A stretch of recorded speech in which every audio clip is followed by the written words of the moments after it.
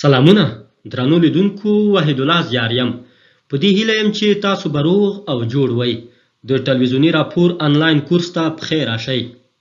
درنو لیدونکو، موږ او تاسو د ټلویزیوني راپور آنلاین کورس په 19 درس کې د ټلویزیوني راپور د جوړېدو پړاوونو پیژندنه پیل کړه.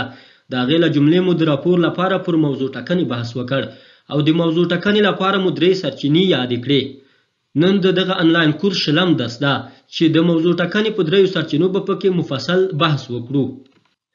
درنو لیدونکو، د ټلویزیوني راپور د شلم درس لپاره لاندې 3 اهداف ټاکل شوي دي.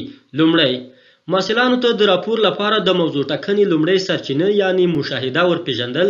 دوهم، محصلانو ته د مشاهدې په ذریعه د موضوع د ټاکلو بیلګې وړاندې کول. دریم، د مشاهدې پر اساس د راپور لپاره د موضوع ټاکل. د نننی درس په پای ته رسیدو سره باید موږ او تاسو پورته اهداف ترلاسه کړو. د یادو اهدافو په ترلاسه کولو سره به لاندې د توقع وړ پایلو ته ورسیږو. لومړی، محصلان به د راپور لپاره د موضوع ټاکنې لومړۍ سرچینه یعنی مشاهده وپیژني. دوهم، محصلان به د مشاهدې پر اساس د موضوع ټاکنې عملي بیلګې وګوري. دریم، محصلان به وکولی شي چې د مشاهدې پر اساس د راپور لپاره موضوعات وټاکي.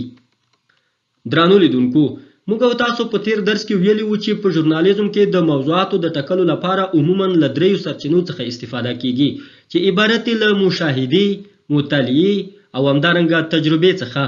هره موضوع چې تاسو د خپل راپور یا کومې بلې خپرونې لپاره ټاکئ حتماً به له پورته 3 سرچینو څخه د یوې په ذریعه وي. ورځو د موضوع ټاکنې پر دغه 3 سرچینو بیل بیل بحث کوو. درنو لیدونکو، د موضوع ټاکنې له 3 سرچینو څخه لومړی په مشاهدې باندې بحث کوو. د لیدنې په ذریعه تاسو کولی شئ د خپل راپور لپاره لسګونه موضوعات ومومئ. د مشاهدې پر اساس کولی شو په لاندې وختونو او ساحو کې د خپل راپور لپاره موضوعات پیدا کړو. الف، د راپورټر چاپیریال. که موږ او تاسو وګورو، هر راپورټر په یوه چاپیریال کې ژوند کوي. د راپورټر د کور شاوخوا چاپیریال، د راپورټر د کار ځای او د هغې شاوخوا چاپیریال، هغه لاره چې راپورټر پرې تګ او راته کوي، هغه خلک چې راپورټر ورسره مخ کیږي، هغه بازار چې راپورټر ترې سودا اخلي، هغه ځایونه چې راپورټر پکې کینی او پاڅیږي، ټول هغه څه دي چې راپورټر ترې د خپلو لیدنو کتنو او راشه درشه په پایله کې د خپل راپور لپاره ښه موضوعات پیدا کولی شي. د مثال په توګه، هغه بازار کې چې راپورټر پکې کار کوي همدارنګه ترې د خپل ځان او کورنۍ لپاره سودا رانیسي. پام کیږي چې سوداګر خپل توکي د دوکانونو مخې ته راباسي چې په بازار کې د رش د زیاتېدو او د لارو د بندېدو باعث شوي دي. راپورټر کولی شي له همدغه ځایه دغه موضوع د خپل راپور لپاره وټاکي. د مشاهدې په برخه کې د راپورټر د چاپیریال وروسته دندې او بوختیاوې دي چې راپورټر کولی شي له منځه یې د خپل راپور لپاره موضوعات پیدا کړي.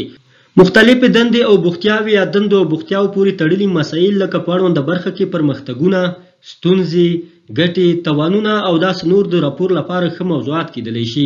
د مثال په توګه، موټرواني، بزګري، سوداګري، مالداري، مختلف ماموریتونه، باغواني او داسې نور.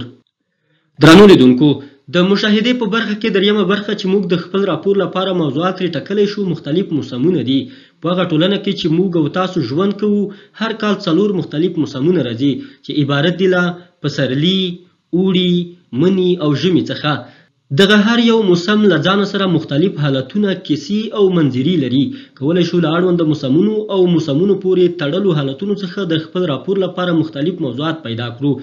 د مثال په توګه، اوړي پورې تړلي مسایل لکه مختلفې میوې، غالې دانې، ګرمه هوا، بارانونه، سیلابونه او داسې نور. همدارنګه ژمي پورې تړلي مسایل لکه یخني او د خلکو ژوند، واورې او د لارو بندېدل، یخه هوا او هغه خلک چې سرپناه نه لري. دا او دې ته ورته نور هغه مسایل دي چې موسمونو ته په کتو یې موږ د خپلو راپورونو د موضوعاتو په توګه ټاکلی شو. د مشاهدې په برخه کې 4مه برخه چې موږ ترې د خپل راپور لپاره موضوعات ټاکلی شو مختلف مراسم او د خوښۍ ورځې دي. د بیلګې په توګه، اخترونه، د ازادۍ جشن، نوروز، ودونه، میلې، لوبې او داسې نور. درنو لیدونکو، دا هغه ځانګړي ورځې او وختونه دي چې خلک پکې راټولیږي. د اړونده ورځو ډول او خپلو رواجونو ته په کتو یې لمانځي. راپورټر هم د دغه ټولنې یو غړی ده. حتماً په ورته مراسمو، میلو او د خوښۍ د ورځو په لمانځنه کې برخه اخلي. له مختلفو خلکو سره ګوري، له مختلفو خلکو سره غږیږي، مختلفې کړنې او مختلف دودونه ګوري. اړونده مسایلو ته په کتو راپورټر کولی شي د خپل راپور لپاره په زړه پورې موضوعات پیدا کړي. درنو لیدونکو، د مشاهدې په برخه کې 5مه برخه چې موږ او تاسو ترې د خپل راپور لپاره موضوع ټاکلی شو کلیوالي ژوند ده. تاسو به له ښاره لرې کلي او بانډې لیدلي وي. د دوی ژوند، تعلیم، خوراکونه، راشه درشه، مختلف دودونه او داسې نور به مو هم لیدلي وي. که موږ او تاسو په کلیو او بانډو کې د خلکو ژوند ته ځیر شو، د خپلو راپورونو لپاره ډېری په زړه پورې موضوعات ترې ومومو، لکه بېوزلي، تعلیم، د کلیوالي ماشومانو ژوند، مختلف موسمونه او د خلکو د اوسېدو کورونه، مختلف دودونه، ځنګل، مالداري او داسې نور هغه مسایل دي چې موږ یې د خپل راپور د موضوع په توګه ټاکلی شو. د بیلګې په توګه د یو کلي په تړاو معلومات ترلاسه کوو چې ماشومان یې ښوونځي ته د لاسرسي په موخه 3 ساعته پلی مزل کوي. بل اړخ ته ګورو چې د ژمي په سختې هوا کې خلک د بېوزلۍ له امله د کورونو پر ځای خیمو کې د ژوند شپې او ورځې تېروي. همدارنګه مومئ چې کلیوال خلک هلته شته ځنګلونه وهي او دې ته ورته ډېری نورې کلیوالي ژوند پورې تړلې مسلې هغه څه دي چې موږ د خپل راپور د موضوع په توګه ټاکلی شو. درنو لیدونکو، د ټلویزیوني راپور آنلاین کورس 20م درس په همدغه ځای پای ته رسیږي. په اړونده درس کې د موضوع ټاکنې له 3 سرچینو څخه مشاهدې باندې وغږېدو او په اړونده برخه کې مو بیلګې هم وړاندې کړې. د موضوع ټاکنې پاتې 2 سرچینو باندې به راتلونکي درسونو کې بحث وکړو. د اړونده درس لپاره له دغه سرچینو او ماخذونو څخه استفاده شوې ده.